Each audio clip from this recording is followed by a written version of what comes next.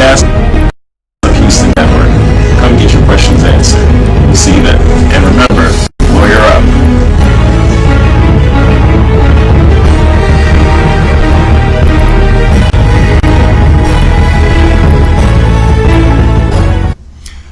Welcome everybody. How y'all doing? Happy Friday to everybody. Welcome to another edition of Lawyer Up with Steve Okoroha on the Boss Up Houston Network. Did you miss me?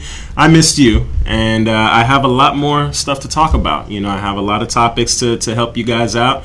We got a lot of information on a very important issue today. Today is a special edition of the show. And if you don't know, this is the 5th episode. So for you guys that just started, that just are seeing me for the first time, I envy you because you have 4 more episodes that have already been recorded that you can go back and watch. So check those out. I'm dropping a lot of knowledge, a lot of information that can really, help you out or help a friend out or a relative out, if not you. So what the show's about is that I am giving you practical, everyday tips, legal tips that can apply to any situation.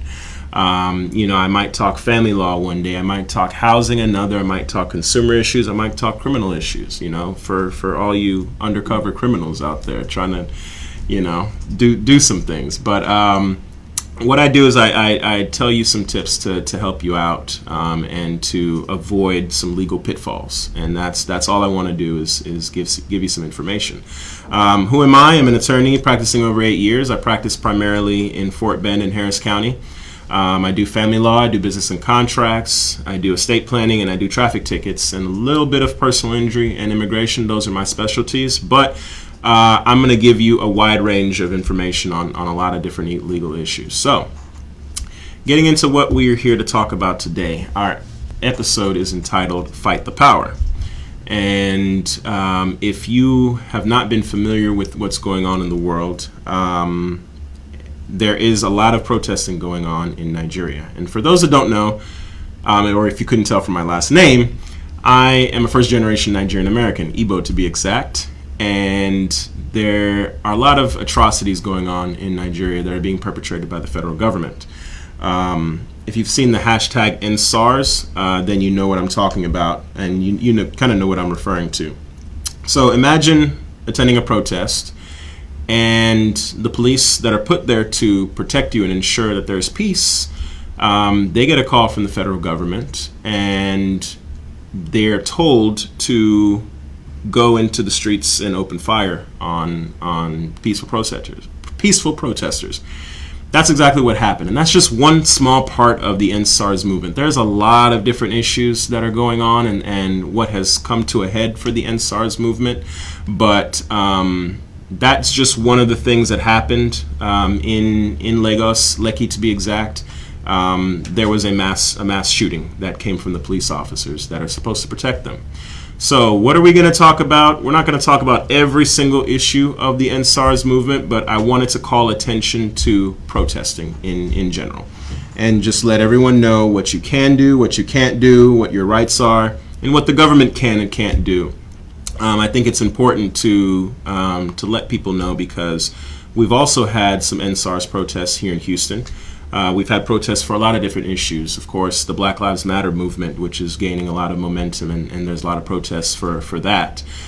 So 2020 has been a very crazy year, and we know that protesting is going to be a huge tool that we are going to use in order to bring attention to a pressing social issue. So when we come back, I'm going to get right into it, and we're going to show a little video that is going to explain exactly what the #EndSARS movement is, give you a little bit of details of what happened so that you can know. Next time you see #EndSARS, hashtag #EndSARS, you're going to know exactly what we're talking about. So we will be right back.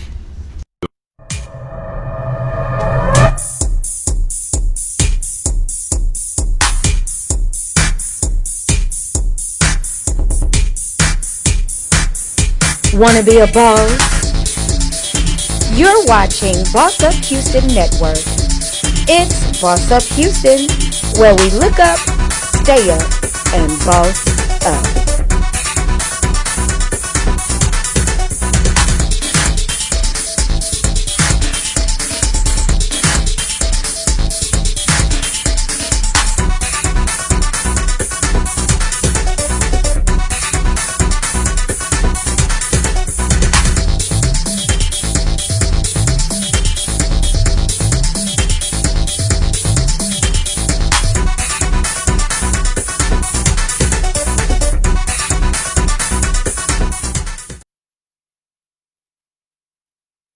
What I'm going to do now is I'm going to show a short clip of a video from The Daily Show with Trevor Noah. He's going to break down a little bit of what the End SARS protest has been about. With this clip, I mean, you can go ahead and check it out, find it on YouTube. It's a great clip to kind of summarize what's been going on. So let's take a look and we'll come back and talk about it. 5G. But this just goes to show that this issue isn't unique in the US. Whether it's American police targeting Black Americans or Nigerian police targeting other Nigerians, police in many countries around the world know that they can abuse their power without ramifications because the people they harass don't have the power to respond. But after years of police brutality, Nigerians have responded. They've taken to the streets over the last few weeks to say that enough is enough. Unfortunately, the police response to these peaceful protests has been all too familiar. We are seeing acts of police brutality on protesters demonstrating peacefully. Protesters dispersed by officers with water cannons, tear gas.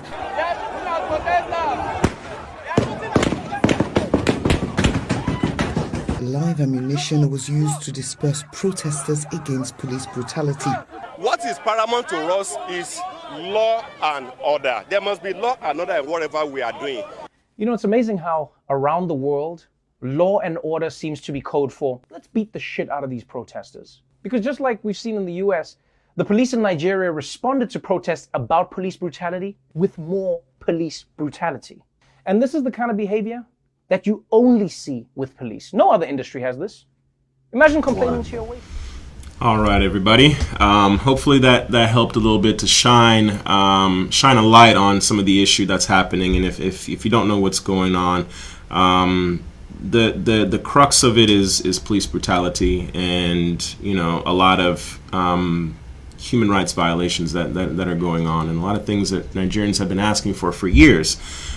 Just basic things that I think we as Americans take for granted. So, getting into the power of protest, we all know that protesting can have a lot of power. It can you know, bring a lot of attention to a cause. It can bring a lot of officials that are actually able to do things about it to the cause. So if you do feel the need to protest and you do go out there, I want to make sure that you have all the tools that are available, so that you can navigate the system and navigate your protest in the right way, so that you're safe and your rights are protected. So, what are your rights when you protest?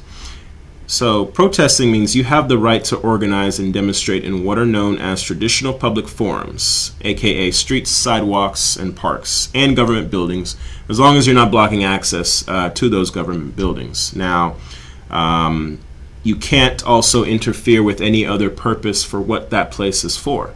So if you are at the DMV, you have to let people go into the DMV and do the things that they need to do. You can't protest inside the building and disturb the peace and the function of what the DMV is there for. So just make sure if you're protesting in a public area, that is in an area where you can designate yourself that's not interfering with what other people are doing. If you do it on the street or the sidewalks, just make sure you're not blocking traffic. If it is a private property, that private property can set rules for speech on their property. The government cannot restrict speech on private property, especially if it's taking place on your property or with the consent of the property owner. So let's say it's at your house. You can have a protest on your lawn. No one can tell you what you can say or not say. Someone else cannot come and protest on your lawn, rightfully so, because it is your property. And I mean, it kind of goes without saying. Counter protesters also have the same rights as you do. So for issues that you are protesting about, that there is a counter protest, they have the same rights as you do. The police protects them both and tries to keep you guys separate. So you have to remember that whatever it is you're protesting about, that it may garner an opposition protest, and you have to respect that opposition protest as well. When lawfully present in a public space, you can also photograph or video anything in plain view, including buildings and the police. Now, on private property, the owner may set rules for what can be photographed. Police officers can't confiscate or demand to view your photos or videos without a warrant, nor may they delete the data in your phone under those circumstances. So, a lot of times officers may say, stop recording me, or I don't give you consent to record me. Well, they're public officials. You can definitely record them. You can definitely take pictures of them. It's not against the law. They can't come to you and say, well, I need you to delete that photo or that video you took. They can't do that. They can't reach for it. They can't take it from you without a warrant. They can't go in there and delete whatever evidence that they don't like. It is your right to do that. And as long as you are in a public space or you're on your own property, you have the right to photograph and video whatever it is you want to. That's in plain view. You do not need a permit to march in the streets or on the sidewalk as long as you're not obstructing car traffic or pedestrians.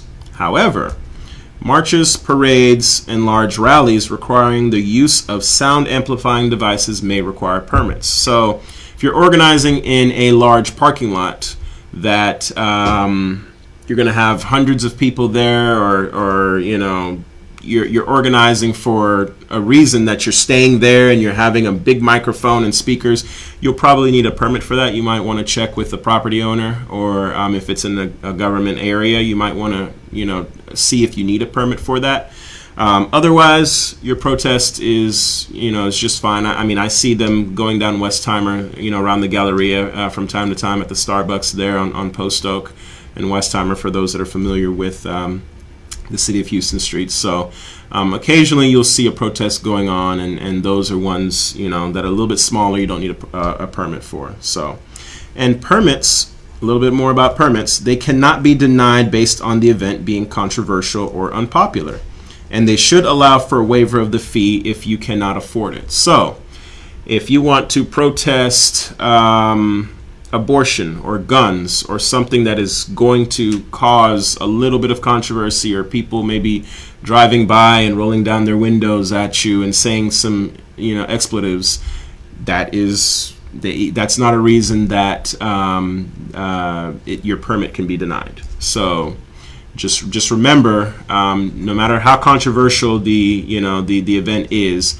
you do have a right to do it, as long as it's not disturbing the peace and you're not doing something that is really crazy. But we're going to get into that as well, some of the things you can and can't do. We're going to go for a quick commercial break, and then when we come back, we're going to talk about how you should protest, as well as what you can do if your rights are violated. So we will be right back. Greetings, I'm Bridget Smith-Lawson, the Democratic nominee for the Fort Bend County Attorney position. And I want you to know that a vote for me is a vote for solid credentials, solid experience, and proven leadership ability. I ask for your vote for the County Attorney position, and I ask that whoever you vote for, that you come out and exercise your right to vote. Thank you. Breakfast at Auntie D's, take one. That's all it's gonna take. Riggin' Daddy's on the beat. Wine, dime, killing time. Heard it through the grapevine. You the type of you that like to get dime anytime. Wine, dime, killing time. Heard it through the grapevine. You the type of you that like to get dime anytime. Wine, dime, killing time. Heard it through the grapevine. You the type of you that like to get dime anytime. John P. Sipper, Moet, Patron Sipper. You the type of girl that like to pull down the zipper. I like your shoes. It's a fake appetizer. After this, I'm digging your thighs. Real debonair's eyes. Look in your eyes. Got a smirk upon your Go sit down, baby. Go sit down. And I'm impressed with your waist, petite shape in your thigh. Compliment you on your booty and your hair and your booty. Hey. Here you go, baby. Wine, dine, killing time. Heard it through the grapevine. And you the type of dude that like to get down anytime. Comfort zone with you. Cut.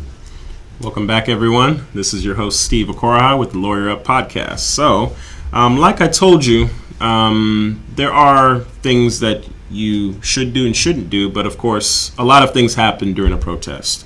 Protests can get kind of crazy. You can get, rioting and destruction of property, which you probably shouldn't do. However, the question is there a right way to protest? And I found a video that can kind of break that down a little bit. It's another good video that breaks down some of the pros and cons of protesting, things that can make your protest meaningful and things that can distract from your message. And if you want your message to actually go through and hit the public in the way it's supposed to and garner the right media attention, there are some things you should avoid. So let's get into that video. When we get back, we're going to talk about it. There isn't really a right way to protest. But we do know that as protests get more extreme, they usually get less support from the public. There's research that was done at Stanford that looked at how do people respond to kind of the range of tactics that protesters might engage in. What they found is that as protesters used more extreme tactics, blocking a freeway was more extreme than holding up placards. Engaging in property damage was more extreme than blocking a freeway. As protesters engaged in more extreme tactics, they tended to alienate potential allies. People who might be sympathetic to that cause often became less identified with that cause. And so they found that extreme tactics could actually hurt a movement by taking people who might have aligned with that movement and causing them to distance themselves from that. And at the end of the day, protests are a battle to win over public opinion. And to do that, they have to navigate this weird dilemma. More extreme actions get more media attention that can spread awareness to more people. But at the same time, if it's perceived as too extreme, some people might be reluctant to support the protest. All right, everybody. Hopefully that video showed you a little bit about what can happen during a protest and how it can take your protest from peaceful to extreme. Now, you want to remember that your protest is going to garner media attention, and the media is going to show things that are the most controversial. Why? Because it makes money and it brings viewers to their site. So, should any destruction or any disturbing of the peace happen, any fighting, any looting, that is something that they're probably going to focus on more. You're going to see a lot of YouTube videos, people pulling out their phones, trying to highlight some of these things, or you can have videos that are just basically of the issue itself, of the chanting, of the speeches that are being given, of the leaflets that are being passed out, if you have those. So you want to keep that in mind to kind of craft your message and make sure that you're getting the right type of attention to your protest. So what I want to do now is talk about some of the things you can do if you're at a protest and you find that your rights have been violated. So you may encounter officials that violate your rights, and when this happens, number one, stay calm, keep your hands visible, and don't obstruct the police from what they're trying to do. Also remind them that you're not disrupting anybody else's activity. If you're truly not, if you are, then you are. But if you're not disrupting anybody else's activity, then remind them that the First Amendment protects your actions. So if and always ask, sometimes they'll detain you and they will kind of restrict your movement or tell you to sit here or wait here or sit in the back of their police car. Ask them if you're free to leave. Because, if an officer says yes, then just walk away. If he says no, ask what you're being detained for. I mean, that's the thing. So let's say you're in a situation where the police, tells you, hey, just wait right here. Or, hey, I need you guys to sit right here on the side and, for whatever reason. And you're like, well, officer, what am I being detained for? Well, just wait. Am I being detained? That's what you need to say, because then the officer is going to be clued into, okay, well, is he trying to figure out why I'm detaining him? Then I have to tell him what he's being detained for. If I don't have a reason, then I have to let him go. So that's kind of the power of asking about that. If you are under arrest, you have the right to ask why. Same reason for when you're being detained. Okay. So you have the right to ask why. Otherwise, and this is very important, you say that you wish to remain silent and you ask for a lawyer. Immediately. Do not say anything without a lawyer. That's very important, because if you start talking, they can use that against you in a court, and you want to build up your case the right way. So you also have the right to make a phone call. And if you're calling your lawyer, the police are not allowed to listen. So that phone call that you get, you are allowed to have, but you cannot have the police listen in on your phone call. Your conversations with your lawyer are confidential. Let's take just a few minutes. Let's go on a break, and then I'm going to continue telling you exactly what happens when your rights are violated. We'll be right back.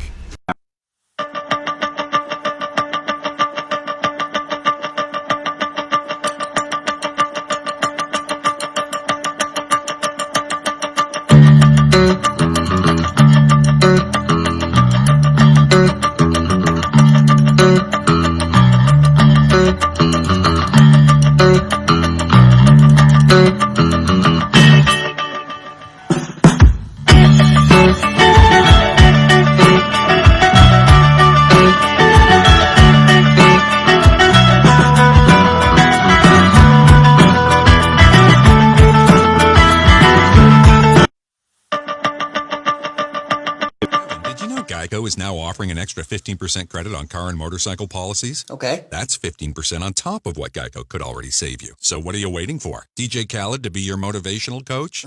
Yo, Devin, remember to brush in a circle motion. Thank you, DJ Khaled. Tiny circles, Devin. Do another one. Another one. Is this good? Put in that work, Devin.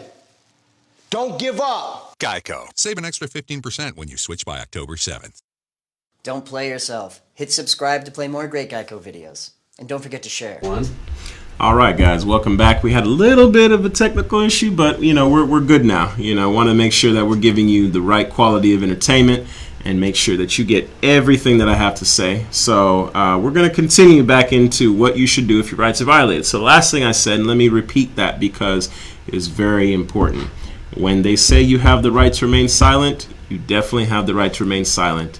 Say it, use it. It's going to help you, and it's going to make your attorney a lot happier and in a better situation to defend you in case you have to go to jail. So, next thing, you never have to give consent to a search of yourself or your belongings, because if you do, it can affect you in court later. Just like if you talk. If you talk, those things can be used against you. They're things that are going to affect you, when you eventually have your case. So, if a police officer or an official wants to search yourself or your belongings, you can say, no, I do not give consent. There's absolutely nothing wrong with that. Same thing when I told you guys with the traffic stop episode, episode 1, by the way. You do not have to give consent, similar to when you are in your car. And don't give consent. Because if you do give consent, then anything else that they find can and will be used against you. Like the common phrase is. Police may pat down your clothing if they suspect that you have a weapon and may search you after you've been arrested. So if they arrest you, then they can go ahead and search you.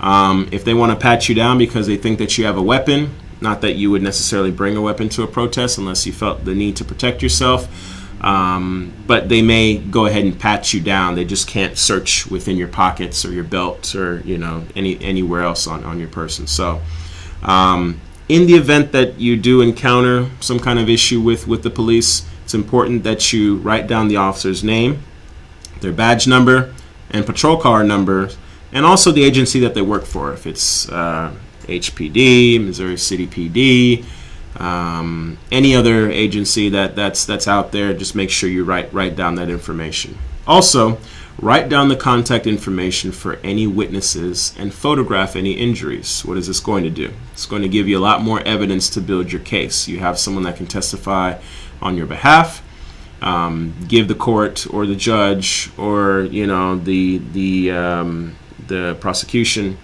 any evidence that could help defend you whenever you guys get to court. So that's very important. Or have someone else to do it for you in case you're not able to.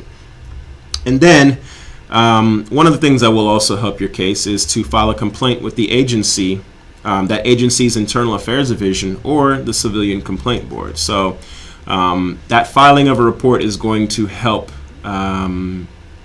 bring out a narrative of exactly what happened. And that way it's going to help your case and help you establish exactly what happened and what didn't happen.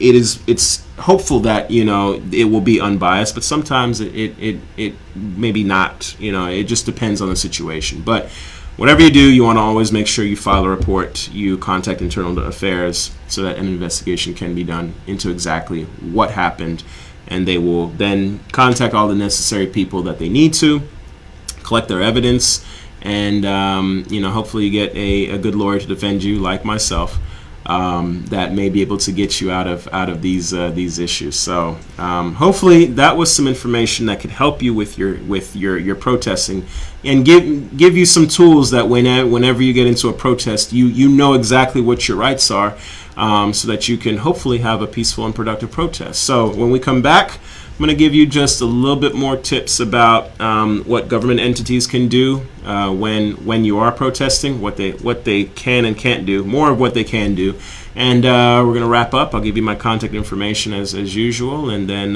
we'll close for the day. So we'll be right back.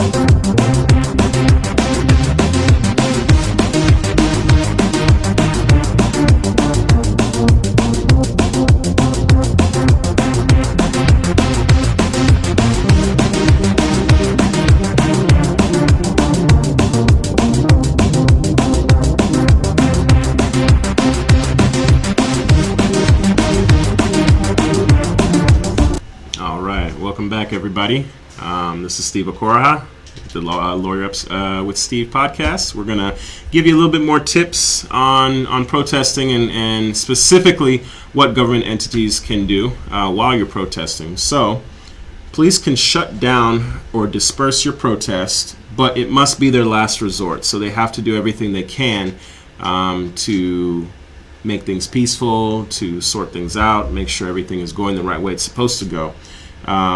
They can shut down and disperse it if there is a clear and present danger of a riot, disorder, interference with traffic, or immediate threat to public safety. So as long as you're not doing those things, you're not rioting, you're not causing any type of disorder, you're not interfering with traffic, those are things that are going to get you shut down. And you don't want that, because you want to have a protest to bring attention to your issue and hopefully gain some media attention that can shine some light on it, which is very important. That's the reason protests happen. So as long as you're not doing any one of those two things, and of course, as you saw in the second video, is there a right way to protest?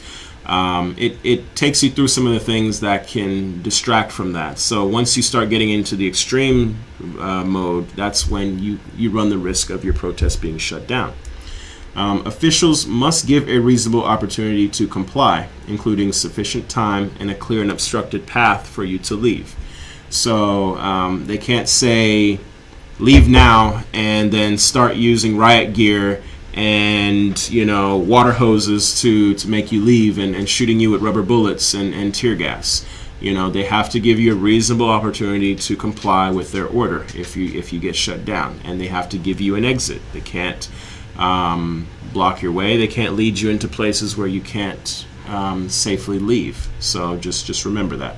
And then last tip, you must receive clear and detailed notice of the dispersal order, including the consequence of failing to disperse. Like I said, a lot of these officials may do some things that you've commonly seen on TV, spraying with water hoses, and shooting with rubber bullets, and, you know, throwing mace and pepper spray and tear gas and all types of different methods that they use to attempt to calm a crowd down. You don't want to be one of those people that are caught up in that. So they have to let you know exactly what the order to disperse is, and how what any details there are, if any, you know, how you can safely escape, what you can do to comply with that, all of that. You know, communicate with, you know, the officer or the official that's there, and that's the best way that's going to keep you safe during your protest. So that concludes all of my tips and my information about protests and the End SARS movement. If you want more information, definitely check out social media. Check out those videos that I showed you. Particularly if you don't know anything about the hashtags End SARS movement, watch the video that Trevor Noah has on YouTube. It's very informational. Let me go ahead and give you my contact details if you want to talk more about it, if you want some more information about it, and if you also want to be plugged into a lot of the efforts that are being displayed here and all over the country, not just Houston, but all over the country, about what's going on with the End SARS movement. My contact information is my email. First, my email, contact@goodmanmcgill.com. That's contact@GOODMANMCGILL.com. My phone number is 833-529-9748. My website, www.goodmanmcgill.com. And as usual, I'm on Facebook, I'm on LinkedIn, I'm on Instagram, and I'm on Twitter. So you have no excuse if you can't reach me. You have all of those methods, and also it will be in the comment section within this video. So remember, when life gets you down, remember to lawyer up. Thank you, ladies and gentlemen, for joining us. We'll see you next week.